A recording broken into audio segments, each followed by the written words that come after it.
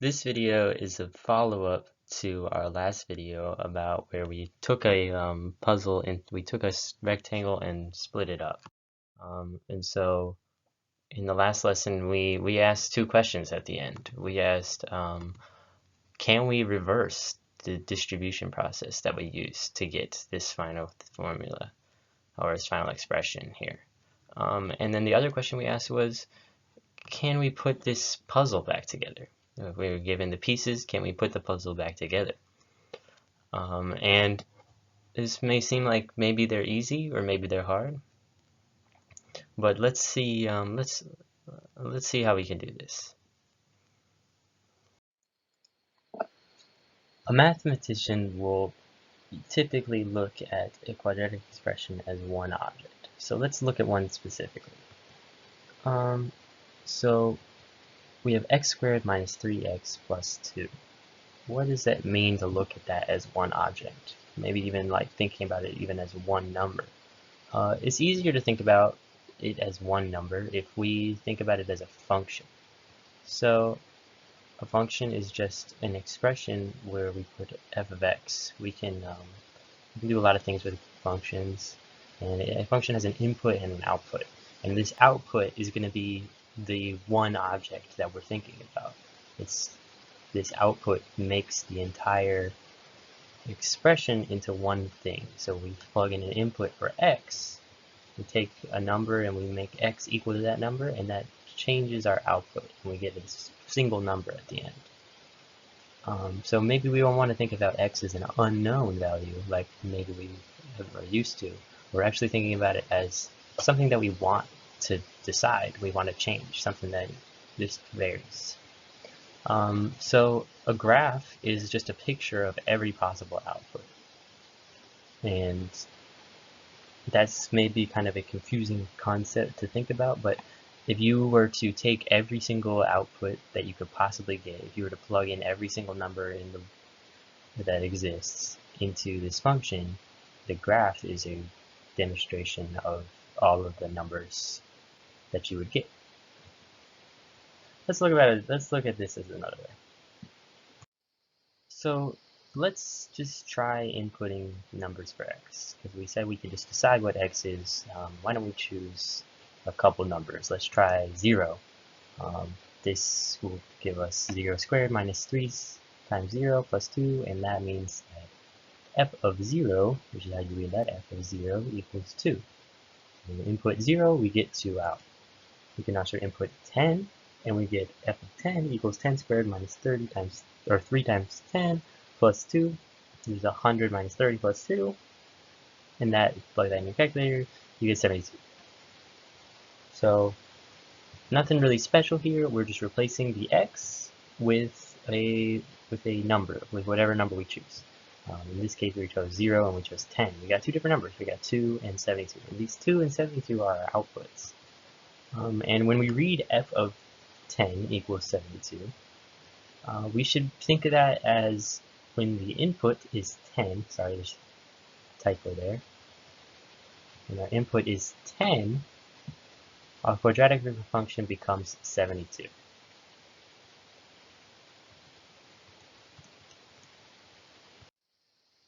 So our function gives us some very special numbers as outputs. So we know two of these numbers. We know 2 and 72, but all of our numbers can be written in the form x squared minus 3x plus 2. We don't know, like if we're given a number we couldn't know right away, we'd have to figure out what x would be, but we know that we can write these numbers in this form. And we've already seen two of our special numbers are 2 and 72, but there are a lot more. And just to prove to you that these numbers are special, -1, no matter what number you use for x, -1 cannot be written as x squared minus 3x plus 2. You can try plugging any number into x for x, and you will not be able to write. You will not be able to get an output of it, -1.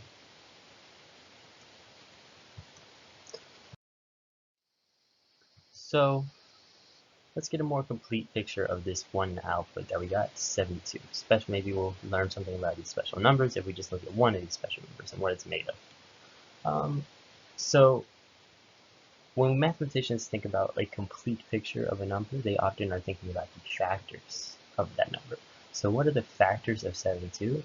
Well, we have 1 times 72, 2 times 32, all these. When we call these, when we look at these factors, we get a better understanding of what makes up 72. What is this picture? What is 72 trying to tell us? What is it made of? So I would say the factors are the complete picture of 72. And the factors are, you can think of them as dimensions of our puzzle, or the side lengths of our puzzle.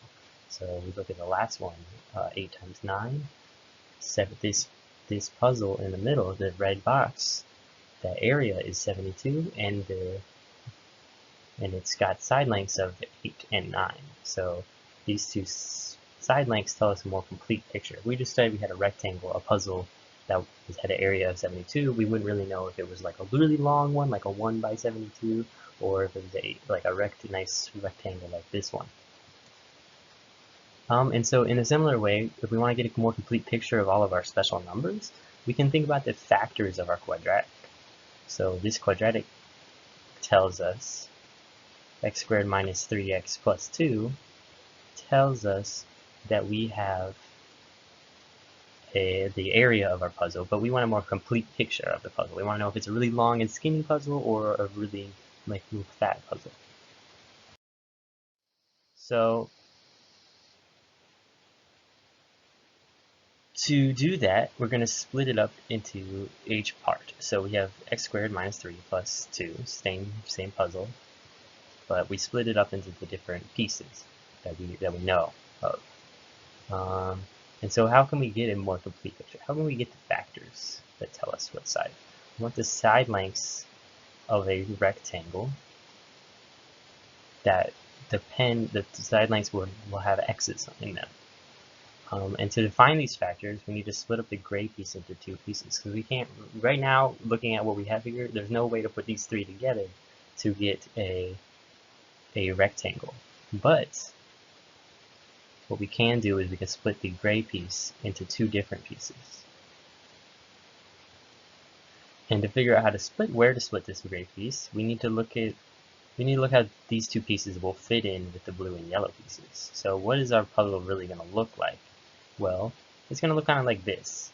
And so we need to figure out what size to make the green piece and what size to make the gray piece, so that our puzzle, they will fit in our puzzle like this. So we know that this area of the blue square is x squared. So that means it has to have side lengths of x and x, because x times x is x squared. And that's the only way to get x squared, is x times x. We can guess what the side lengths are of the yellow square. So the yellow square has an area of 2, positive 2. And so we will check to see, we'll just guess two numbers. So what are two numbers that multiply to give you 2? 1 and 2 is what I'm going to guess. So let's make 2 and 1 our side lengths of this small yellow rectangle. And so let's see if that works out for us. What would be the area of the gray box? What would be the area of the green box? What would be both of them combined?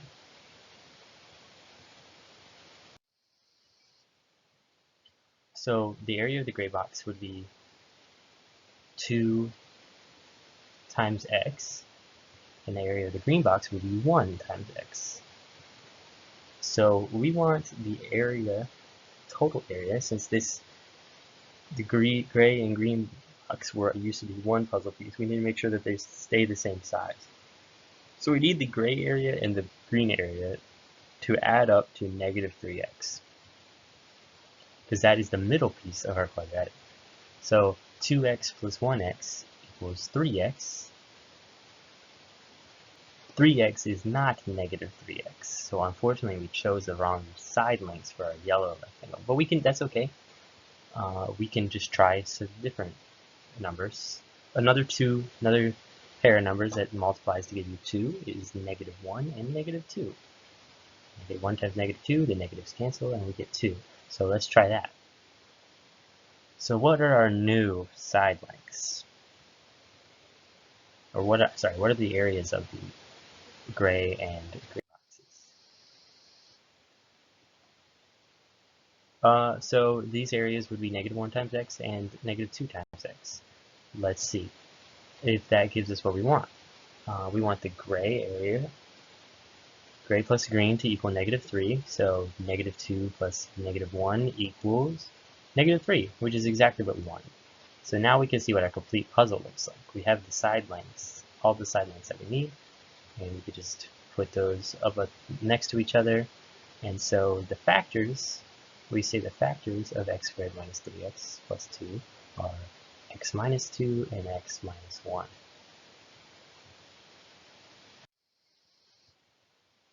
So how do we think about x minus 2 and x minus 1? We sort of saw how we got them, but it was a weird process. So there's a lot of ways to think about factors. We talk about how they show a complete puzzle. But another way to think about it is when x equals 10, x squared minus 3x plus 2 was 32. So our function was 32. F of 10 equals 72. And also the factors, if we plug in 10 for the x's in the factors, so 10 minus 2 equals 8, and 10 minus 1 equals 9. And what is 8 times 9? 72, the same answer that we got. Let's see if this works for when x equals 0.